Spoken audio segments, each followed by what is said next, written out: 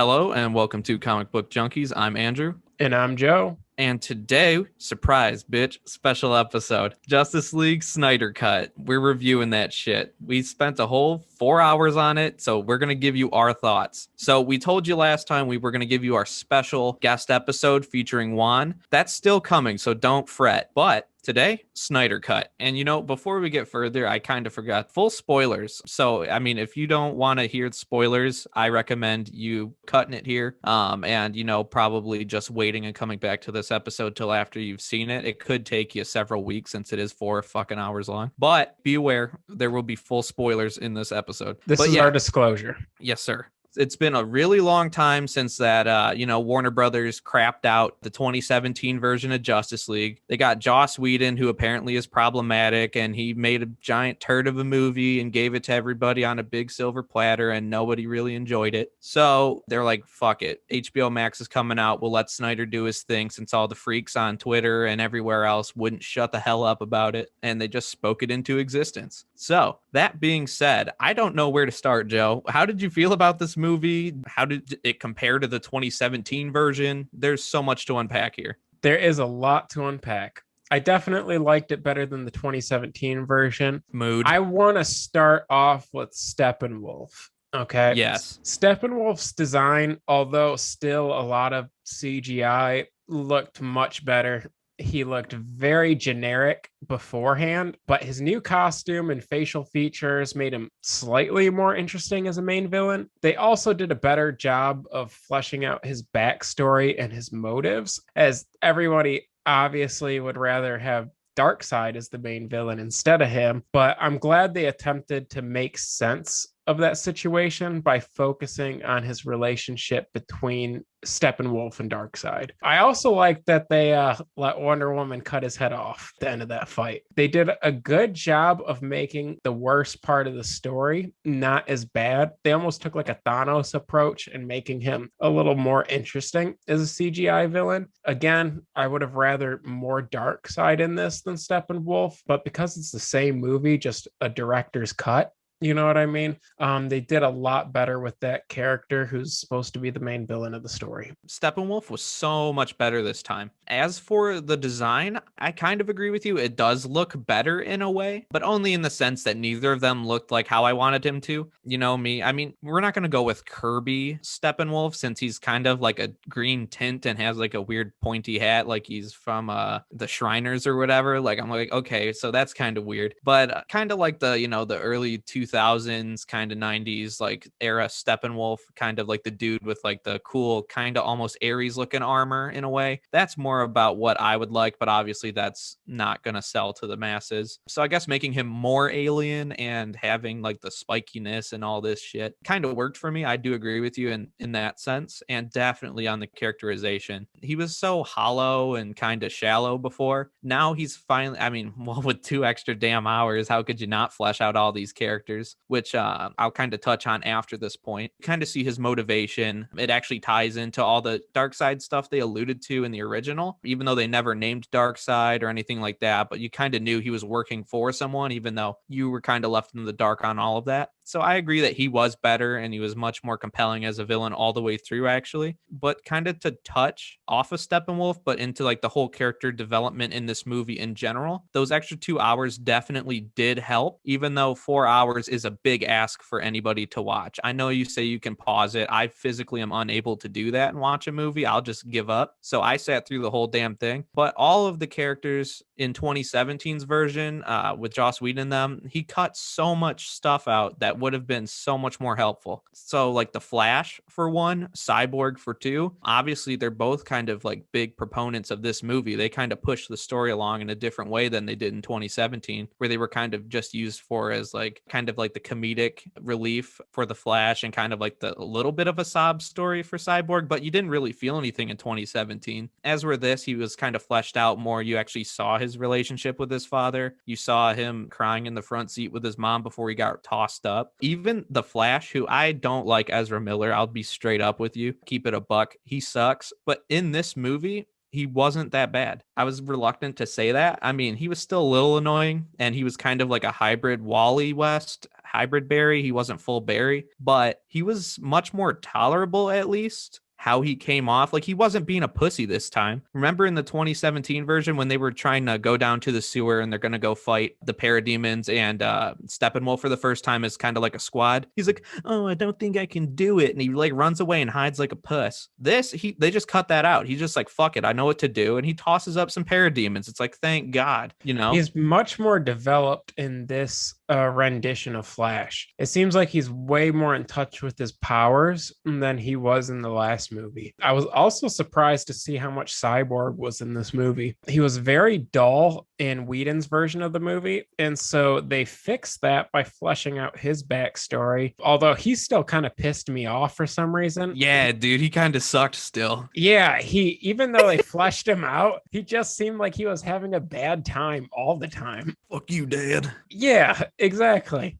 So he was still like, what's the word? Like a Debbie Downer the whole time. Yeah, but dude. At least like they made him make sense, and they really did flesh him out. He was kind of like the heart and the soul of the movie, even though he was kind of emo for being Cyborg.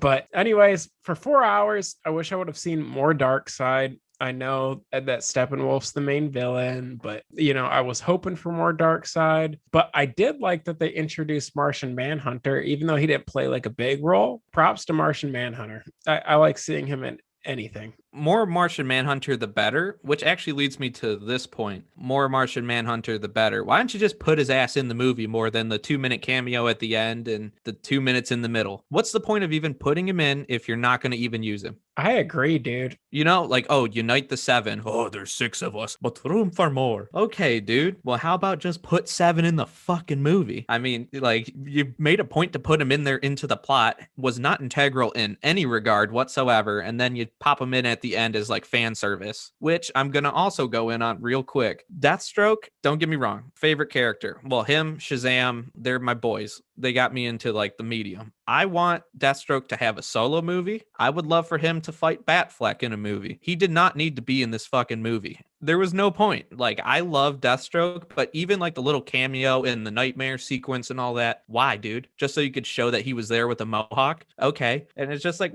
there was just a bunch of, like, same with the spoiler alert, Joker. Like, all of these characters were just in there just to be shown. Same with the Green Lantern, who looked like Dobby from Harry Potter. Like, they just put him in there so they could say, hey, there is a Green Lantern here. And he got fucking tossed up real quick and he looked dumb as hell. So, you know what? I love fan service to a degree, but it didn't make any difference in this movie. It's just like, hey, there it is. You guys, like, it's like he was like scouring Instagram and Facebook for all the months during the pandemic. And he's like, they want this. And he gave it to us. Great. But like, for what? I liked seeing Jared Leto as the Joker in this movie without his stupid fucking tattoos on his forehead. So much better, dude. It was probably the best representation of Jared Leto as the Joker. And so that was a relief, even though it was a very brief thing at the end. But touching on what you said about Deathstroke, it felt like his scene, the Joker scene with Deathstroke, was just like an add-on at the end. And it's just like, it could be so cool if they follow up with like a Justice League 2 and it's all about the new gods. If it's all about the new gods and they're in this like nightmare dream and they have Deathstroke and the Joker there, that would be cool. But I feel like a lot of these quote unquote Easter eggs lead to a dead end because, I mean, the movie came out 4 years ago and he's just finally getting his version out. So it could be cool, but I just don't see it going anywhere. And so to me, it doesn't make a lot of sense. Yeah, and to kind of follow up on that, like, we actually know it's not going anywhere now. I don't think that they're going to greenlight more Zack Snyder movies, even though this is seen as like a relative success. All the goodwill that we had in 2017, like the post-credit scene, which was a like actual movie scene this time, when Deathstroke goes to whatchamacallit, Lex Luthor's boat, which I don't even want to call him Lex Luthor because he's a stupid puss. I hate Jesse Eisenberg as Lex Luthor. What a fucking idiot. Yeah, dude, he blows. He needs to go fucking back to Facebook. But but I do think that scene was badass in a way. Like, it didn't make sense in the Justice League movie since obviously he was never once mentioned and Jesse Eisenberg had nothing to do other than like the opening sequence of this movie. But yeah, I mean, how cool was that scene though when he rolls up on the boat? You see like the little straps flapping off the katana. He gets on the boat, a bunch of bad bitches everywhere. and he's like, I just want my fucking money. I'm ready to fucking do it. And it was just cool because it was such a like comic accurate Deathstroke too. Taking off the mask, perfect. In this whole suit, perfect. And, you know, back in 2017, I had hopes that, you know, Batfleck was going to do another movie because, you know, I'm going to get a little off topic here. Batfleck is still good to me. I mean, I'm more excited for Robert Pattinson at this point, but 2017, well, hell, even going back to like some of the fight scenes in Batman vs. Superman, and that movie was dog shit. I always liked Ben Affleck, especially when they took out like the corny scenes like, oh, my leg. When like Superman fought him in the 2017 version, like, and when he fought the Justice League, and he's like, oh, that hurts. And it's like, are you kidding me? And the, do you bleed? It's like, why? I'm so glad that they cut out the corny shit. Like, I don't know why Joss Whedon was trying to make like the Avengers movie with the Justice League characters when everything up to that point had been gritty anywho. So I'm just like, what the fuck are you doing, guy? So I'm glad that they cut all that out. But you know what does piss me off too? I'm all over the place. Is what they added in, dude. Slow-mo. Holy shit. Does he own a slow motion company or what, dude? Does he own stock in slow motion? Because it was in fucking every piece, like, of every character in every scene, no matter what. I was going to talk about that too. The original movie was 2 hours. This one's 4. It could have easily been 3 if they cut the slow-mo bullshit out. Dude, how about the slow-mo and then the fucking Celtic singing when Aquaman goes into the water? Why? You read my mind. I was going to say that on top of the slow motion bullshit, it was way too musical. Like there was a song for fucking every situation. Everything, dude. It was always a bunch of like chicks singing too, like a choir. And like it was like some symbolism, dude. It's like, why don't you just put fucking Jesus hanging on the cross then? If that's what this movie like, you know what I mean? Like, that's what they're getting at, dude. Fucking poke him in the side with a spear and then clean him with a sponge. Like, that's what this whole movie is. Goddamn. It's all a bunch of allegory and symbolism. It's like, wow, why didn't you give fucking Superman a fucking crown of thorns and Batman a fucking tail or something? It's like, what's your problem, dude? Yeah, dude. Although the score was like better, it was like way too often, and you could have shaved at least a solid half hour out of the movie by cutting all the bullshit. There was so much they could have shaved out, but he just is like, this is my vision. Which, by the way, like, it didn't bother me, but I know it bothered other people. How about at the very beginning? Like, we put this in 4:3 ratio because that is Zack Snyder's like creative vision. And it's just like, what? You couldn't just make it like standard widescreen? It's like, why? Why didn't you just shoot it in like fucking a filter too while you're at it? Come on. Yeah, he loves filters.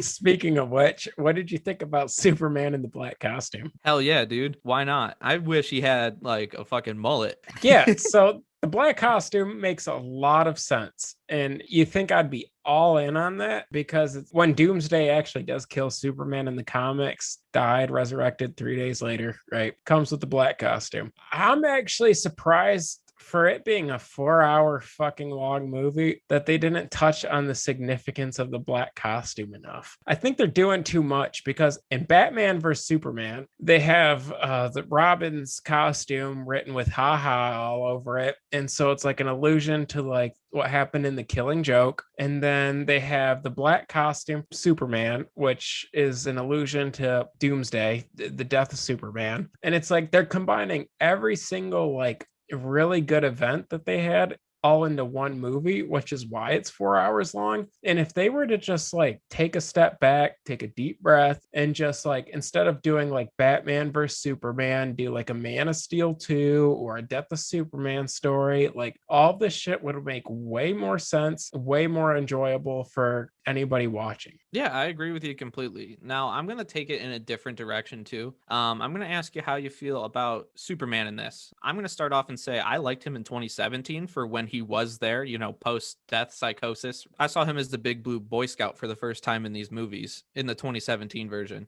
In this, he was less cheesy, which I mean, I don't miss, but like I did appreciate in the original cut, but I saw him as Superman. And when I saw Man of Steel, I saw a guy playing Superman, but as he kind of played the role more and more, I kind of actually see him as Superman now, and I never thought I'd kind of say that. But I don't want him to go as Superman, actually. I think he'd do a really good job if they just let him do it at least one more time. Yeah, I mean, I know that they're supposed to be introducing Supergirl soon. Why don't you just have her get introduced? They team up against Brainiac, do a Man of Steel 2, do something cool, but they don't want to do something cool. They want to fuck everything up again. So, I don't know where they go from here, because if anything, I feel like they shouldn't have released this movie at all, just because they gave the Snyder boys what they wanted. And then even the people who were anti-Snyder, some of them are turncoats now and like this shit. So now what? They finally got away from Snyder stuff. Are they going to go back in on Snyder stuff? Are they going to half-ass Snyder stuff? They need to just whole ass one thing and pick a direction. And now I feel like this just kind of puts a fork in the road.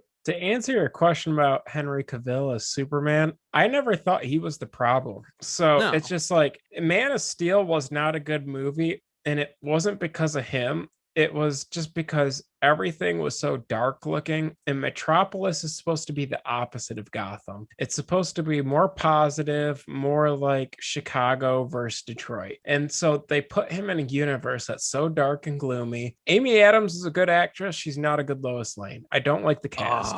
Oh my and God. so it's just like Mind you reader. pair that with the shitty like dark movie. It's just like they never put him in a position to succeed. And so I agree with you 100%. I don't want to see him go as Superman, although I love Tom Welling as Clark Kent becoming Superman. I think as far as like the movies and the universe that they're trying to establish, Henry Cavill really couldn't have done more for the role. I think he does a great job as Clark Kent and Superman. It's just they never gave him the opportunity to succeed. Can't really disagree with that. So I don't know where they're going to go from here. I'm going to kind of change gears and go through some of the characters. How did you feel about Wonder Woman in this movie? In Wonder Woman 1, I liked her characterization. She was great. Fantastic. Solid movie. The original Justice League and like Batman versus Superman, she was fine too. Like she was kind of more badass. I don't think they gave her too much time, but not too little. In this, way better than what they did in Wonder Woman 84. Characterization wise, she was way more badass. Even like,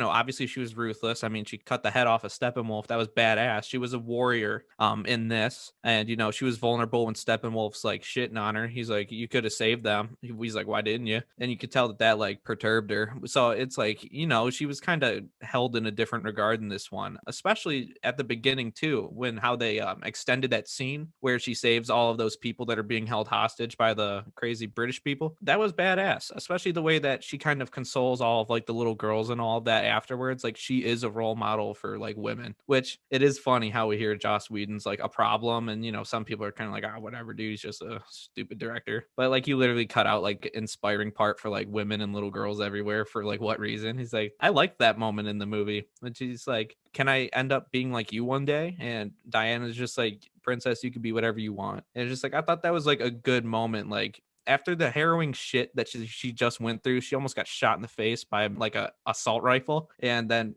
Diana just nonchalant, she's like, yeah, you can do what you got to do. She's like, we could all be great, blah, blah, blah, And it's just like, it's a good character moment because usually in this movie verse, she's just kind of been real secretive and dismissive and she just kind of dips real quick and all that. But she's real inspiring in this. And she's also equally as badass. Kind of like Henry Cavill. Gal Gadot is a great Wonder Woman. Unfortunately, threw her under the bus for that Wonder Woman 2 movie because Wonder Woman 1 was pretty good, and so was her adaptation in this. Unfortunately, it seems like they did a lot more with Aquaman, Flash, and Cyborg than they did Wonder Woman and Batman, but it was a really good adaptation of the character. You saw a lot of her Amazonian roots in this character, and it just seemed more identical with the comics. I think that Wonder Woman 2 should have been more like this movie. Yeah, I agree. So I've only really got like one more good question for you. I don't know how many you have.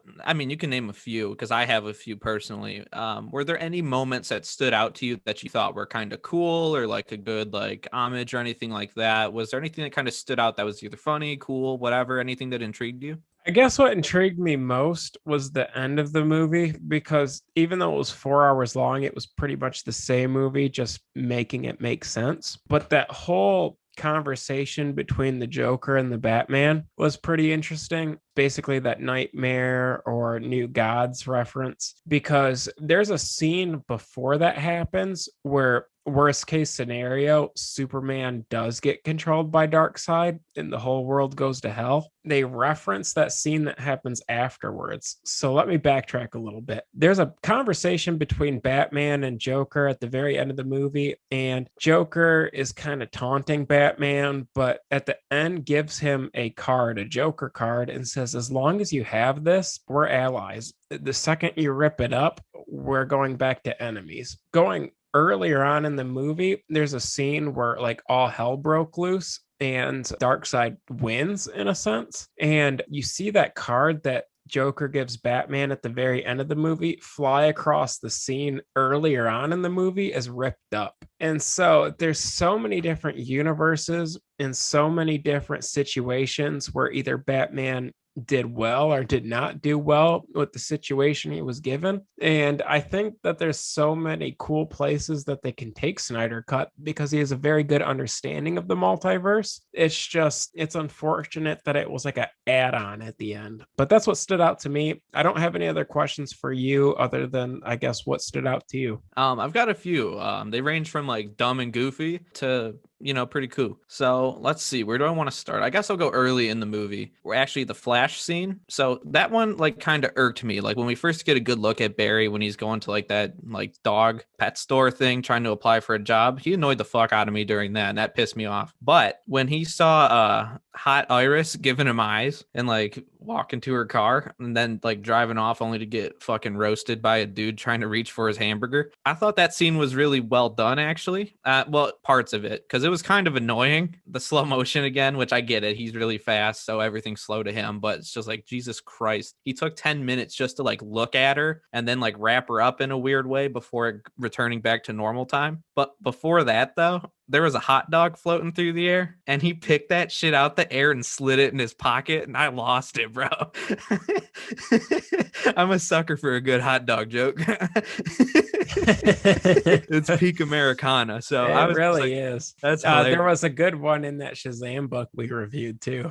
Yeah, that's what I'm saying, dude. It gets me every time. But so that shit cracked me up. I do like also shifting gears to something a little more serious, Darkseid. So we didn't see a ton of him, but what we did see was cool. Every second impact of the character, he was badass all the time. Like I was captivated just because, as we spoke on, he's one of our like favorite characters. He always kind of has been. He was in the animated series and all kinds of stuff, the comics. He's always been like the big bad. So, just finally seeing like the DC big bad, on screen, like regardless of screen time, was badass, especially when he was like Uxus like in the past scenes, as opposed to being full power Darkseid in the present scenes. I do like too how after the mother boxes are destroyed, he says, fuck it, dude, we're still gonna press ahead to get my prize, and we're gonna do it for the anti-life. And I'm just like, hell yeah, dude. I like that it wasn't just, oh, the mother boxes can do the totality thing and they can transform the earth into apocalypse, which I mean is always what Darkseid wants to do. Why not have like 1,000 apocalypses? But anti-life, the main goal of Darkseid in every single comic book that he's in. I like that they introduced it to the movie, even though they couldn't even like flesh it out. But if this were to continue, that would be a good cliffhanger for people who aren't familiar with what the anti-life is, because the anti-life's cool. It's like the ultimate power of like evil. We give him full control and power over pretty much everything in the universe. So I do like that they brought that up. And then last, Superman, when they rip open that like little wormhole through the mother box, the boom tube, right after they cut off Steppenwolf's head and it flies through the boom tube, just the whole squad just standing there, and specifically Superman in frame, just staring down Darkseid and just like with big dick energy, just like staring him down, won't say a word, and he's just like, I'm gonna fuck you up too, just on his face. And I'm just like, hell yeah, dude, because Superman versus Darkseid's all-time classic, and that's a fight I want to see on screen. That's kind of what hurt the most, because we don't know what's going to be made of this movie now that it's released way later after the fact. And it would be so cool to see more Darkseid. I was hoping that, because I don't know if we're going to see more Darkseid in the future, that we'd get a lot of it here, because what they did do with Darkseid was very cool. But that's all I have on the movie. And unless you have anything else, what would you rate the movie? Now that's tough because I'm gonna definitely rate it higher than the original. This shits on the original cut, but I'm not gonna go so far as to say this is a great movie. I'd say it's a satisfactory movie, especially when you compare it relative to like the runtime of the movie. It's a big ask to ask anybody to sit through 4 hours of movie, especially when two of it's stuff you've already seen, just kind of repurposed. But all in all, it was a much better product than we have seen. But in the grand scale of movies in general and superhero movies at that, it's hard to go past like a 6.5. And even then, I don't even know because I don't even remember what I gave Wonder Woman, but that shit sucked. I would honestly say I preferred this to Wonder Woman 84. So I don't remember what that was, but it's just such a long movie. And I don't think that the payoff is there. I think that it's a good watch. I think that if you're a DC fan and you know who Martian Manhunter is and you know about anti-life and you have like lowbrow humor where you laugh at hot dogs, then yeah, it's a good watch, but it's not groundbreaking. It's not anything I necessarily asked for, but it's not bad. So kind of a middle of the road answer for me. What would you give it? Just for comparative purposes, I'd give the first movie a 4 out of 10. And Yeah. let me reiterate this, just because we're comic book junkies doesn't mean we like comic book stuff just because it's comic book stuff. Like there's some really not good stuff out there. So it bumped it up from like a 4 out of 10 to a 7 out of 10. So that's, I think it went up 3 points, right? And tonally, it was a lot better, definitely more mature. Still a lot of scenes that could have been left out, especially with all the slow-mo bullshit. All in all, they added 2 hours to flesh out a bad movie. So they were able to fix a bulk of what was wrong with the first one, but it was still the frameworks of a not good movie. And so I'm glad that they released it regardless because it kind of clears Zack Snyder from the movie. You know, he can go on after this and still be a mainstream director for movies like this because we realized when he pushed this out that it wasn't his fault. And so I took the director's side on this take because his version of it was a lot better than the other one. It would be too hard to make this a great movie because the frameworks weren't there for it. I mean, there's only so much you can do with a bad movie, but Snyder's version was way better overall because it did a lot better of a job of exploring the characters instead of just jumping from one action scene to another. So I think they should stick with Snyder moving forward unless somebody else steps up to the plate that's better, like a Christopher Nolan, for example, but I don't see that happening. So long live Snydercut, I guess. Sure, dog. I don't really know about the little end part there of your spiel, but I'm gonna say hell yeah, dude. I'll raise my fist up in solidarity. But long live Snyder Cut, I suppose. I mean, it's gonna live for a long time. It's 4 hours long, dude. But also, you know what? Just before I wrap, it's better than the original, but also you gotta think about this was twice as long as pretty much any other movie you've watched. Even like Infinity War and Endgame were like 3 hours, and those are much better movies, honestly. Well, not Endgame, dude. Endgame. I like Infinity War, though. Infinity War is probably the best superhero movie I've seen, at least at the time. And that was only 3 hours. This was 4. I mean, if this was a regular movie or a regular release, would this have still been 4 hours? Would this have been cut to 2 hours or would it have been released in 2 parts? Because I feel like that would have also taken away the impact. If this movie was just split in two, it would have just been like, whatever. But did you see that thing at the very end where they reference like in memory of or for? I was trying to read into it as much as I could before recording this. And this is what I'm understanding of it. It could be all rumor, but Zack Snyder made the movie 4 hours long and his daughter killed herself. Yeah, she and passed. So Whedon took over and cut out half the movie and then released it.